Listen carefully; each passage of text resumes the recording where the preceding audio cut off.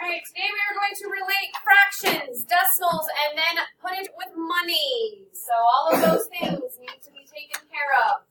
Think about all the things you know with fractions and decimals and how that relates to money. Let's read. Together, Julie and Sarah have $1 in quarters. They want to share the quarters equally. How many quarters should each girl get? How much money is this? Let's highlight.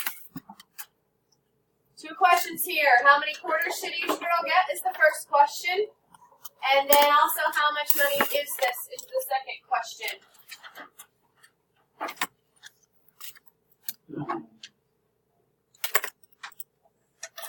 Okay, so what am I using that I need to circle?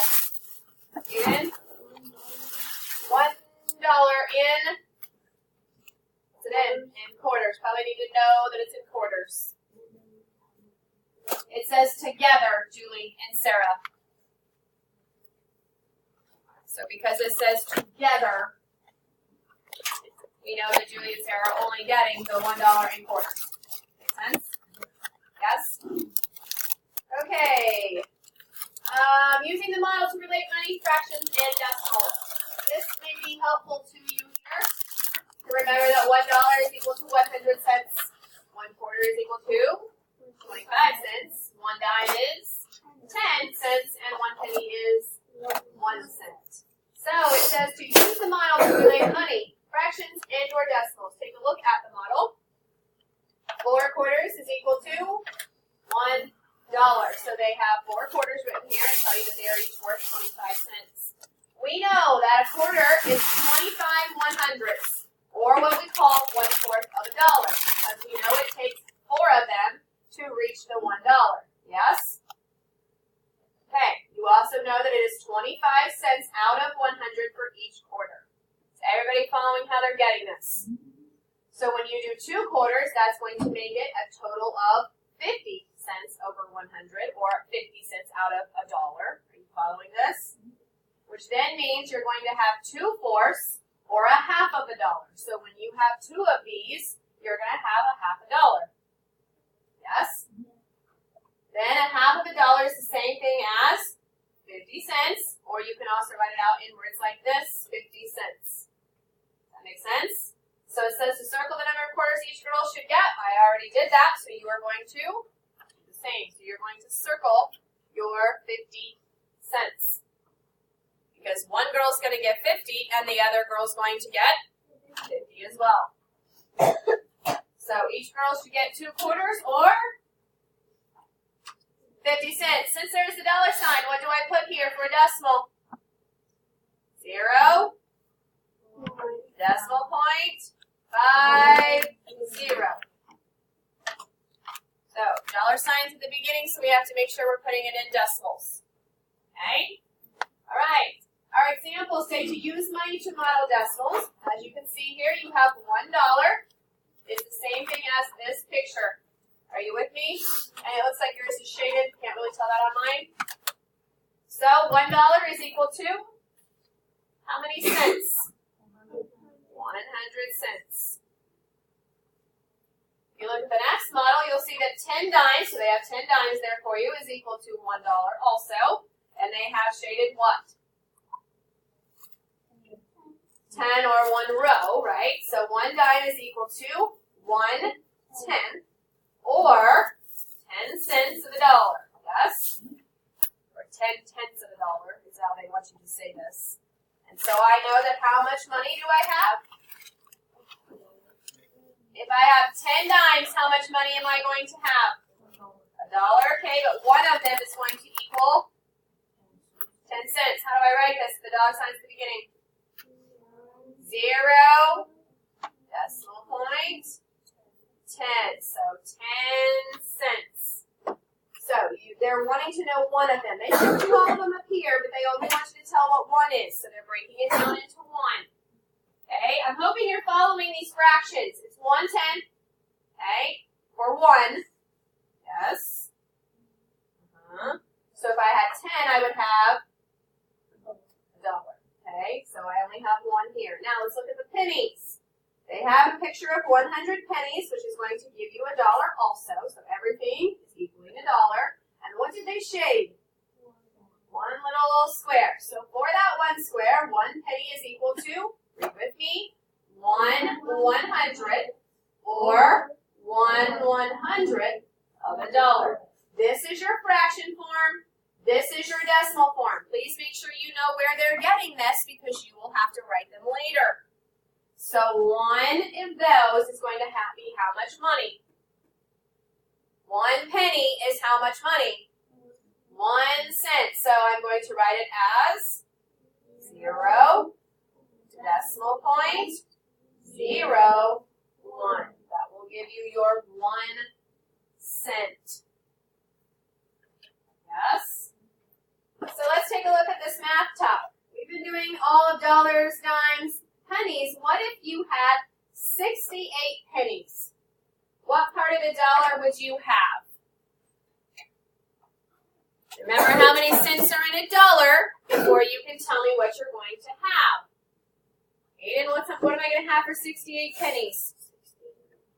Okay, so you could have written it like 68 100ths. What's another way I could write this? That's the fraction form. Chase, what am I going to write other than that? 0.68.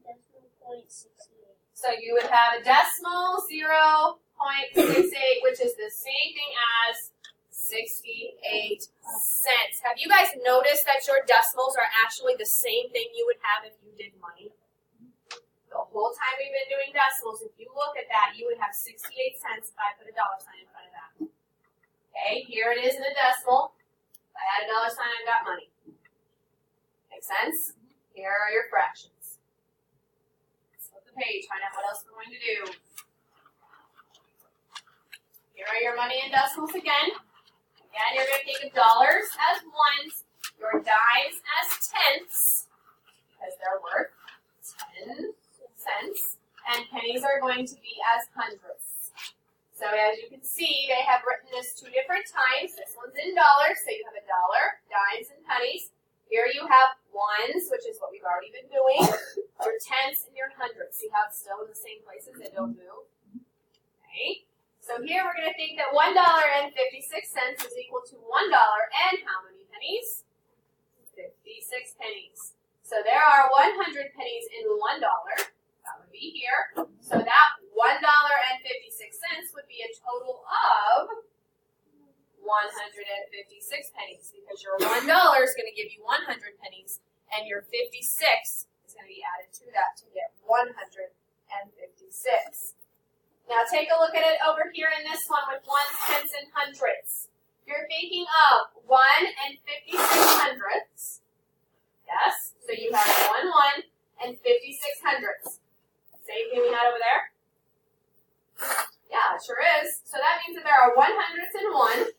So that 1 and 56 hundredths is going to be 156 hundredths.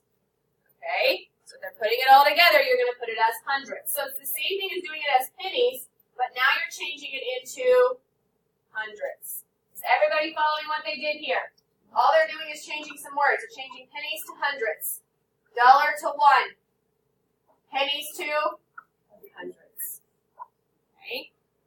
And if you look at that place value chart, you will see that your ones, your tenths, and your hundredths are the same thing as your dollars, your ones, and your tens. Or dimes and pennies, I guess. That's what they're using. Okay, let's try an example. We're going to shade the decimal model to show the money amount. Then we're going to write the money amount and a fraction, hope you're following this, in terms of dollars. So here's your money, here's your model you're going to shade. How much money do I have sitting there? Raise your hand when you know. Count the money, please.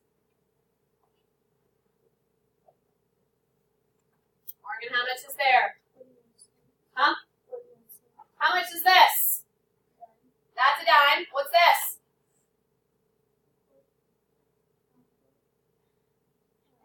A nickel. I hope we know our money a little bit better than this, or maybe we need to go back and do money. What's this?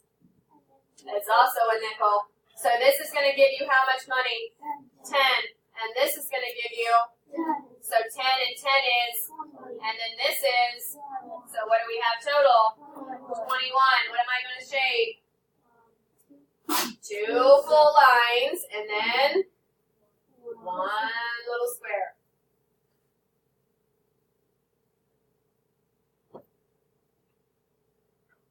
So how much money do I have? 21 cents. So what am I going to put first? Nope. Dollar signs. I'm talking about money. Then I can put a 0. Decimal point.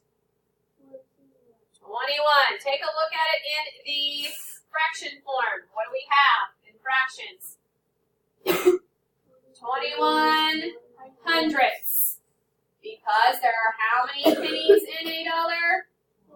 100. That's where you're getting your 100. Everybody understand that one? All right, on this next one, you have $1 and some change. So what's this? A quarter. How much is it worth?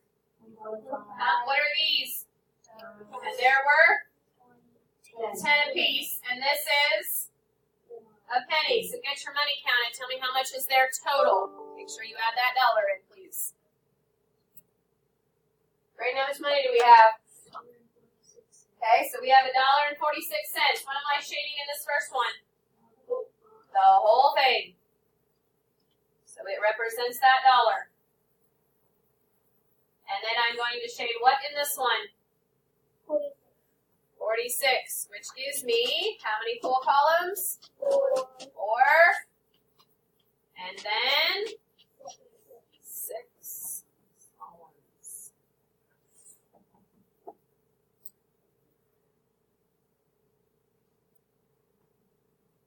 All right, this time they wrote the money amount for you. That's with a dollar sign, a 1, a decimal point, and a 4 and a 6. So this is $1.46. So what are we going to write if we're writing it in a fraction? 1 and 46 $100. So please make sure when it tells you that you need to write something, you look to see, is it telling me to write it in money? Is it telling me to write it in a fraction? Or is it telling me to write it in a decimal? This time we had to write 2 different ones. We had to do the money amount and the fraction. They were nice and gave you one or the other, so all you had to do was fill in one of them. Down here in this box, you're going to get to do all of the different kinds. Take a look at the table. We're going to show money, fractions, mixed numbers, and decimals and how they are related. So as you can see, this first column tells you the bills and the coins. Notice how they're writing it. Are you watching? So this one says 2 quarters and 1 dime. This one says 2 $1 bills and 5 nickels. That's how they're going to write that out. Because you're going to have to write a couple, so know how they're doing that. Then in the next column, you have the money amount written with the dollar sign. Yes? In the next column, you have the fraction or your mixed number, so they can tell you're putting it into fraction here first, and then they're turning it into the simplest form. See that? And then what do they have in this last column? The decimal. And I want you to notice something. The decimal and the money amount are what? What do you notice about those two? They're the same except one doesn't have a dollar sign because dollars and money amounts are going to have the dollar sign. When you're just doing the decimal, what do? They took it away. So those should not be difficult. Your money amount and your decimal are very similar to each other. All right? So let's fill this in. If I have this amount of money, what is that? 3 pennies. So you're going to write 3 pennies right here in this box. You're going to have to write small because it's not very big.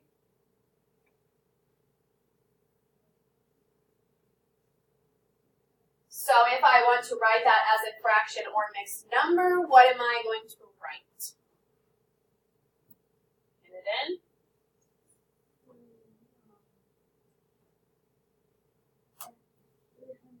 $300. So it will be written like that. 3 over 100. That is your fraction or mixed number. Now, can that be simplified to anything else? What? Yes, but you're missing else. So 3 100s. Can that be simplified to anything?